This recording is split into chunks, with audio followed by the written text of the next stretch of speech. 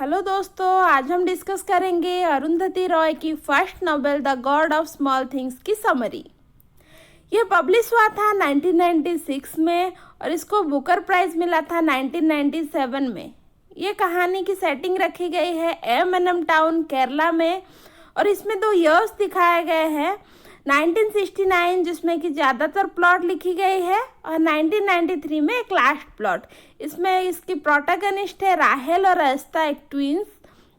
चलिए देखते हैं कहानी में क्या है।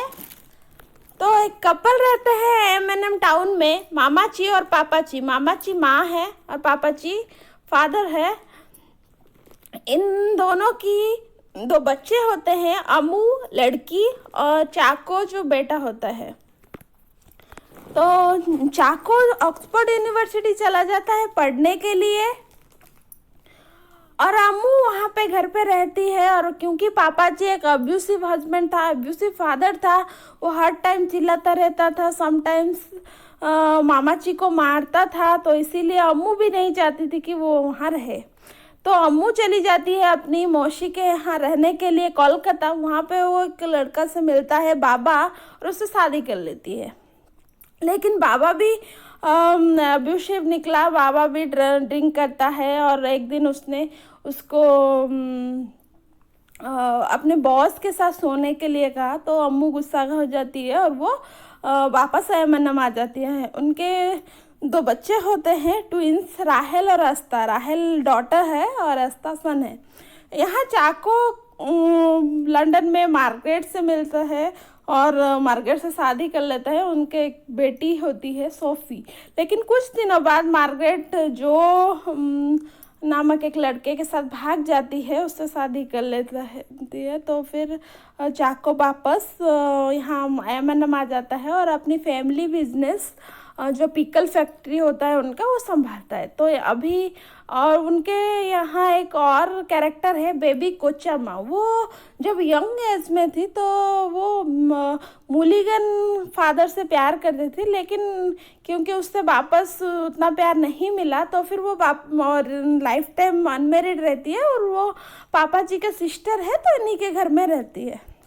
ये इस प्ले में नेगेटिव रोल प्ले करती है, हम आगे देखेंगे। तो यहाँ इस वक्त पापाची, मामाची, अम्मू, चाको, राहेल और रास्ता ये सब एम में है। तो होता यह है कि जो का कार एक्सीडेंट हो जाता है और वो मर जाता है। तो चाको मार्गरेट और सोफी को इनवाइट करता है कि वो आए और एम में उनके साथ छुट्टियां मनाए। तो उनको रिसीव करने के लिए सब जाते हैं कार से और साथ में एक मूवी देखने का प्लान होता है। मूवी का नाम है साउंड्स ऑफ म्यूजिक। तो जब वो जाते हैं तो रास्ते में कुछ कम्युनिस्ट आके उन्हें रोक लेते हैं और बेबी कोचामा को ज़बरदस्ती निकाल के बाहर करके वो उनसे फ्लैग वेव करवाते हैं। तो फिर वो बेबी कोचामा की ईगो हर्ट हो जाता है और वो बहुत ही गुस्सा हो जाती है, वो कम्युनिस्ट को हेट करती है। और तभी राहेल बताती है कि उसने बेलूथा को भी वहाँ पे देखा था। बेलूथा इनके पिकल फैक्ट्री का एक स्किल्ड वर्कर है। वो बहुत ही कम टाइम में बहुत सारा मशीन्स रिपेयर कर पाता है। तो उसके बारे में बताया। तो बेबी कोचामा को बहुत गुस्सा आ रहा था। तभी अम्मू भी बेलूथा की तरफ अट्रैक्टेड थी। तो एक दिन उन दोनों में सेक्स होता है और उसके बाद ये कंटिन्यूस चलता रहता है। तो एक दिन बेलूथा के फादर आके इनके घर पे बताते हैं कि अम्मू और बेलूथा के अफेयर से इन दोनों की शादी कर लेना चाहिए। लेकिन बेबी कोचामा को बहुत गुस्सा आता है कि एक वो बेलूथा अनटचेबल है और एक कम्युनिस्ट है, तो वो अम्मू से नहीं शादी कर सकता।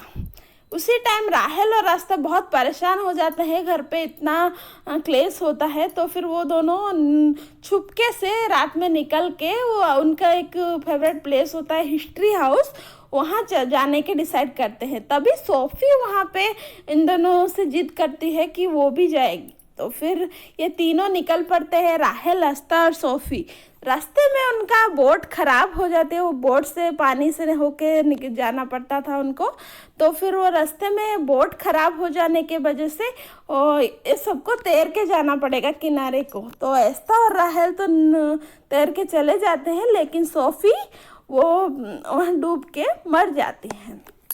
तो यहाँ बेबी कोचम्मा ने क्या किया कि बेलूथा के बारे में एक झूठी एफआईआर रिपोर्ट कर दी कि उसने अम्मू का रेप किया है, सोफ़ी का मर्डर किया है और राहेल और अस्ता का किडनैप किया है। तो वहाँ पे एक इंस्पेक्टर होता है, मैंने यहाँ पे नहीं लिखी है, उनका नाम होता है थॉमस मैथ्यू।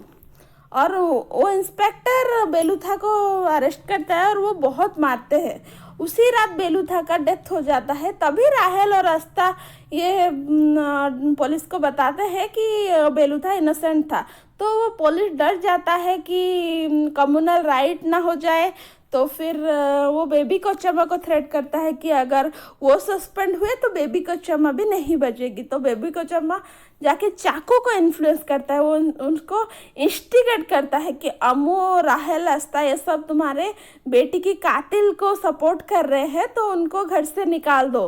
तो वो चाकू अस्ता को अपने पापा के पास, मतलब बाबा के पास कोलकाता भेज देता है और अम्मू और राहुल को घर से बाहर कर देता है। तभी बच्चे 7 इयर्स के होते हैं जब वो जुदा हो जाते हैं।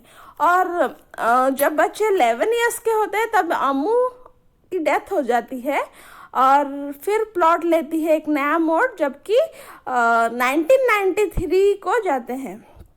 तो 1993 में बेबी कोचम्मा दिन भर टीवी देखती रहती थी अपनी कुक के साथ और गॉसिप करती रहती थी, उसको और कोई काम नहीं थी। और पापा जी मर गया था तब तक, और अम्मू की भी डेथ हो चुकी थी। अभी राहेल की शादी हो चुकी थी वो अमेरिकन बॉय बोस्टन के साथ, लेकिन उनकी भी ज़्यादा दिन नहीं चली और राहेल की डिवोर्स हो चुकी थी। वो एम में ही रहते थे। तब उसी टाइम पे आस्था एम को वापस आता है और वो दोनों मिलते हैं। वो दोनों एक दूसरे से बहुत सारी बातें करते हैं, उन दोनों एक दूसरे से शेयर करते हैं कि इतने सालों में उन्होंने बहुत लोगों से मिला, लेकिन जैसे बॉन्ड राहेल और अस्ता में है वैसे किसी और में नहीं है। ये दोनों वो डिस्कस करते हैं और उसी टाइम वो दोनों सेक्स भी कर लेते हैं। तो ये बहुत ही, इसके लिए इस नॉवेल को बहुत विरोध किया गया था, क्योंकि एक ब्रदर और सिस्टर में ये होना थोड़ा सोसाइटी के खिलाफ है। तो यहाँ इसका थीम इसीलिए है, who should we love and how much. ये इसमें बहुत सारे लॉ वायलेट किया गया था, जैसे कि मार्गरेट मैरिड थी फिर भी वो रीमैरिज करता है जो से, तो वो एक वायलेशन हुआ। अम्मू एक अपर कास्ट से थी और बेलूथा लोअर कास्ट से था, और उन दोनों ने भी लॉ वायलेट किया है। और राहेल और रास्ता ने तो हद कर दी, उन दोनों भाई बहन होते हुए भी सेक्स किए थे। तो इसके ये था पूरा समरी। एक ही पेज में मैंने कैरेक्टर्स का नाम लिख के उनको डिस्क्राइब कर दिया है। तो अगर आपको ये वीडियो अच्छा लगे तो लाइक, कमेंट और सब मेरे चैनल को सब्सक्राइब ज़रूर करें। Thank you.